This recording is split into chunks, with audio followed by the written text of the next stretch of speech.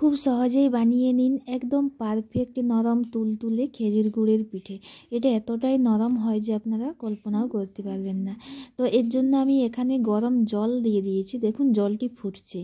এবার এখানে আমি গুঁড়ি আমার আগেই মাখা হয়ে গেছিলো, আমি ভিডিওটা অন করতে ভুলে গেছিলাম, তাই আমি আরেকবার দেখিয়ে দিচ্ছি। এর মধ্যে কিছুটা আমি গুঁড়ি নিয়ে নিয়েছি, দেখুন চালের গুঁড়ো। এবার আমি দিয়ে দিচ্ছি খেজুরের গুড়। তো আপনারা যে যতটা পরিমাণ চালের গুঁড়ো নেবেন সেইভাবে গুড়টা দিবেন যাতে মিষ্টি হয়। এবার দিয়ে দিচ্ছি যে ফুটন্ত গরম জল ছিল সেটা দিয়ে দিচ্ছি। জলটা আমি নামিয়ে নিয়েছিলাম, এরপর দিয়ে দিলাম। দিয়ে খুব ভালোভাবে মিক্স করে নিচ্ছি। এখানে আমি কিছু কাঁচা বাদাম ভেজে নিয়েছি, নিয়ে এটা নোড়া যে হয় সেটা দিয়ে গুঁড়ো করে নিয়েছি। আরেকটু ভালো করে গুঁড়ো করে নিচ্ছি এইভাবে কুলোর মধ্যে দিয়ে এটা আমি এভাবে পাছুড়ে নিচ্ছি, তাহলে বাদামের যে ছিলকাগুলি আছে সেগুলি সব পড়ে যাবে আর এটা পরিষ্কার হয়ে যাবে। তো এই দেখুন এগুলি আমার রেডি হয়ে গেছে। এবার আমি ব্যাটারে চলে যাচ্ছি। এই দেখুন এখানে আমার ব্যাটারও রেডি হয়ে গেছে। এবার এই ব্যাটারের মধ্যে ভেজে রাখা বাদামগুলি দিয়ে দিচ্ছি, দিয়ে এই ব্যাটারের সঙ্গে খুব ভালোভাবে মিক্স করে নিতে হবে। বাদাম দিলে খেতে পিঠেটা আরও বেশি ভালো হয়। তো আপনারা চাইলে নাও দিতে পারেন, এমনি সিম্পলভাবেও বানিয়ে নিতে পারেন, সেটাও খেতে খুবই ভালো হয়। খেজুর গুড়ের পিঠের একটা মজাই আলাদা। তো দেখুন এখানে আমার ব্যাটার রেডি হয়ে যাচ্ছে, আর একটু খুব ভালোভাবে মিক্স করে নিচ্ছি তাহলেই হয়ে যাবে। তো এটা আমার রেডি হয়ে গেছে। এবার আমি উনুনে চলে যাচ্ছি। তো এখানে আমি তেল গরম হতে বসিয়ে দিয়েছিলাম, তেল গরম হয়ে গেছে। এবার এখানে আমি এক চাটু নিয়ে নিয়েছি ব্যাটার, দিয়ে তেলের মধ্যে দিয়ে দিলাম।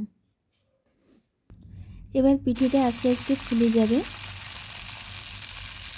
এই দেখুন ফুলে গেছে, খুব সুন্দরভাবে ফুলে গেছে, কিন্তু পিঠেটা ফুলে ফেটে যায়নি। অনেক সময় পিঠে কি হয় ফুলে গিয়ে ফেটে যায়, তখন দেখতে খারাপ লাগে, কিন্তু দেখুন এটা ফেটে যায়নি। আগুনের তাপ যদি ঠিকঠাক থাকে তাহলে পিঠেও ভালো হয়। তো এটা হয়ে গেছে, তুলে নিচ্ছি। একই রকমভাবে আবার দিয়ে দিলাম। এটাও দেখুন আস্তে আস্তে ফুলে যাবে। এই দেখুন এটাকে উল্টিয়ে পাল্টিয়ে এটাকেও নামিয়ে নেব। তো এইভাবে সব পিঠেগুলি বানিয়ে তারপর দেখাচ্ছি। তো দেখুন এখানে অনেকগুলি পিঠে বানানো হয়ে গেছে। তো পিঠেগুলি দেখতে খুব সুন্দর লাগছে, সব গোল গোল সবগুলি পিঠে ফুলেছিল, খুব ভালোভাবেই ফুলেছিল। এখন ফুলোটা অনেকটা কম হয়ে গেছে। এই পিঠেগুলি খুবই নরম হয়েছে। তো আপনাদেরকে আমি দেখাচ্ছি কতটা নরম হয়েছে, হাত দিয়েই দেখাচ্ছি। এই দেখুন একদম তুলতুলে নরম হয়েছে। আর এই পিঠেটা অনেকটা সময় পর্যন্ত এরকমই থাকে, নরমই থাকে, শক্ত হয় না। আর এরকম নরম তুলতুলে খেজুর গুড়ের পিঠে খেতে কার না ভালো লাগে। এই পিঠে সন্ধ্যের সময়, রাত্রে বা সকাল খেতে খুবই ভালো লাগে। আপনারাও একবার এভাবে বানিয়ে নিতে পারেন নরম তুলতুলে খেজুর গুড়ের পিঠে, পোয়া পিঠে।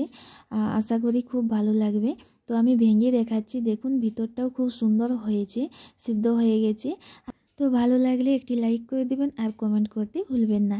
আর যারা ফেসবুক থেকে দেখছেন প্লিজ প্রোফাইলটি ফলো করে দেবেন। তো আজ এখান পর্যন্ত, আবার দেখা হবে অন্য কোনো নতুন রেসিপিতে। ধন্যবাদ।